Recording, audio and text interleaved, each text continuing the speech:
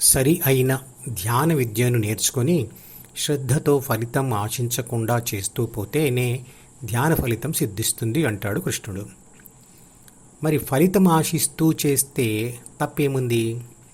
ఫలితం కావాలి అని ఒకసారి మాత్రమే అనుకుని ఏ పని అయినా మొదలు పెడితే తప్పులేదు. కానీ నిరంతరంగా ఫలితమును ఆశిస్తూ ఫలితం మీద దృష్టి పెట్టడం వల్ల ప్రతిరోజు ఆ ఫలితం వచ్చిందా లేదా అని చెక్ చేయడం జరుగుతుంది. ఇంకా ఫలితం ఎందుకు రాలేదు అన్న ప్రశ్న ఉద్భవిస్తుంది. ఇంకా అనేక అనుమానాలు కలుగుతూ ఉంటాయి. దానికోసం ఎదురుచూపులు ఉంటాయి. అందువల్ల ఆదుర్ద పెరుగుతుంది. ధ్యాస ఆ ప్రశ్నలు మరియు అనుమానాల వైపు మళ్ళుతుంది. ధ్యానం సజావుగా సాగదు.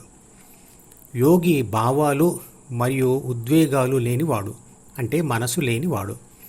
పసిపాపకు కూడా మనసే ఏర్పడి ఉండదు కాబట్టి మనసు లేనిదే. కానీ అదే పసిపాప పెరుగుతూ మనసును పెంచుకుంటూ విషాదానికి లోనే ధ్యానం చేస్తే మనసును వదిలేస్తుంది. అంటే మనసు ఏర్పడని పసిపాప మరియు మనసును వదిలిన యోగి ఇద్దరూ ఒకటే. శంకరాచార్యకు జ్ఞానోదయం కలిగినప్పుడు అతను పసిపాప కాదు. అతని వయస్సు అప్పుడు సుమారు 8 సంవత్సరాలు. మనసు పూర్తిగా ఏర్పడని పసిపాప పెరుగుతూ ఉన్నప్పుడు తన ముందు 2 దారులు ఉంటాయి. ఒకటి మనసును పెంచే మార్గం, అంటే ప్రపంచదారి. రెండవది దానిని తిరస్కరించే మార్గం, అంటే హృదయం దారి అంటే ధ్యానం. చిన్నతనంలో మనసును తిరస్కరించడం చాలా తేలిక. కానీ తిరస్కరించాలనే ఆసక్తి, పట్టుదల రావడం చాలా కష్టం. అలాంటి ధ్యాన ఆసక్తి కలగడం కోసం 8 సంవత్సరాలకే ఉపనయనం చేస్తారు. తల్లిదండ్రుల నుండి పుట్టుకతో వచ్చే గుణాల వలన కొందరికి చాలా చిన్నతనంలోనే మనసును తిరస్కరించే విధంగా 6 గుణాల తీవ్రత ఉంటుంది. అంటే సాత్విక గుణాలు ఉంటాయి. వాటి వల్ల ఆ ఆసక్తి కలుగుతుంది. అందుకే తల్లి మరియు తండ్రి పెళ్లికి ముందే తామస గుణం నుంచి సాత్విక గుణం వరకు రావడానికి ధ్యాన సాధన చేయాలి. జ్ఞానయోగి గురువు దగ్గర ఉండడు కాబట్టి ధ్యానం చేస్తూ ధ్యాన ఫలితాన్ని పరీక్షించుకుంటూ తనను తానే ప్రోత్సహింపరుస్తూ ధ్యానం చేయవలసి ఉంటుంది. కానీ నిష్కామ కర్మయోగి గురువు దగ్గరే ఉంటూ అతని మీదే ఆధారపడి ధ్యానం చేస్తాడు కాబట్టి ఫలితం పరీక్షించవలసిన అవసరం ఉండదు. అన్నే గురువు చూస్తాడు కాబట్టి. సమాజంలో తిరిగే జ్ఞానయోగి అంచెల వారీగా వచ్చే ధ్యాన ఫలితాన్ని పరీక్షించినప్పుడు ఆ ఫలితం గొప్పది అని తెలిసినప్పుడు దానిని సమాజంలో ప్రదర్శించి ఫలితాలు అనుభవించకుండా ఉండడం అతనికి కష్టమైన పని. అతను అలా ఆ ఫలితాలను అనుభవిస్తూ ఆ అనుభవాలకు బానిసైపోయి ధ్యానం వదిలివేయవచ్చు. కాబట్టి జ్ఞానయోగి ఫలితం చూసినా దానిని అనుభవించకూడదు, అంటే మనసులోనికి రాకూడదు. తనను తాను నడిపించుకోవడానికి మాత్రమే దానిని ఉపయోగించుకోవాలి. అంతేకాదు జ్ఞానయోగికి నేను ఎక్కడ ఉన్నాను, తుది ఫలితానికి ఎంత దూరంలో ఉన్నాను అనే ఒత్తిడితో కూడిన ఆలోచనలు కలగడం కూడా సహజం. అలా జరగకుండా చూసుకోవడం కష్టమైన పని. ఈ విధంగా జ్ఞానయోగికి సమస్యలు ఎక్కువే. అందువల్ల అతను ఎక్కువ శ్రమ పడవలసి వస్తుంది. కానీ గురువు మీద ఆధారపడి చేసే కర్మయోగి ధ్యాన ఫలితాన్ని పరిశీలించడు, పరీక్షించడు. కాబట్టి ఆ సమస్య ఉండదు. 2 మార్గాల్లో చేయవలసిన ధ్యానం ఒకటే, ధ్యాన ఫలితం కూడా ఒకటే. ఇద్దరూ అన్ని కోరికలను వదిలి ధ్యాన ఫలితం కోరకుండా శ్రద్ధగా ధ్యానం చేయాలి. మనసు నుంచి విడిగా ఉన్న ఆత్మ ప్రపంచ అనుభవాల సారాన్ని మనసులో రాయడం ఉండదు, రాసిన దాన్ని చదవడం ఉండదు. కాబట్టి అనుభవాల కోసం ప్రయత్నం జరగదు.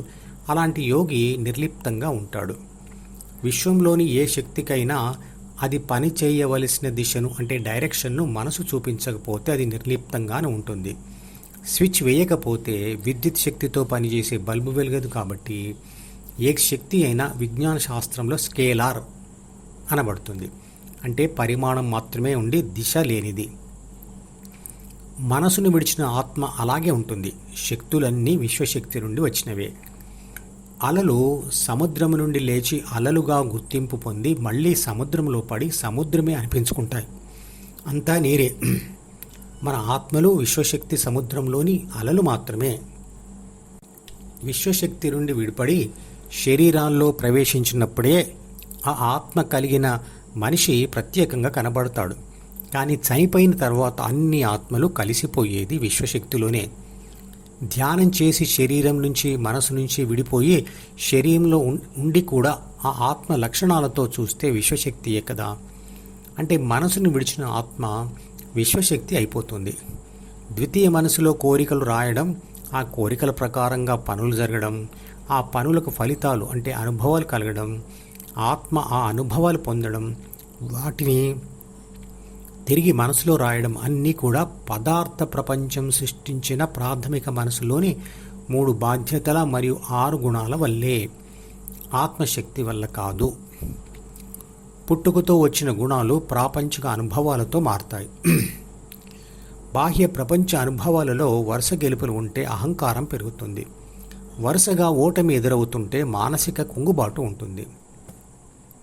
ఆ ఫలితాలు కూడా మనిషి ప్రయత్నం మీద కొంత, ప్రకృతి లేదా చుట్టూ ఉన్న ప్రపంచ సహకారం మీద కొంత ఆధారపడి ఉంటాయి.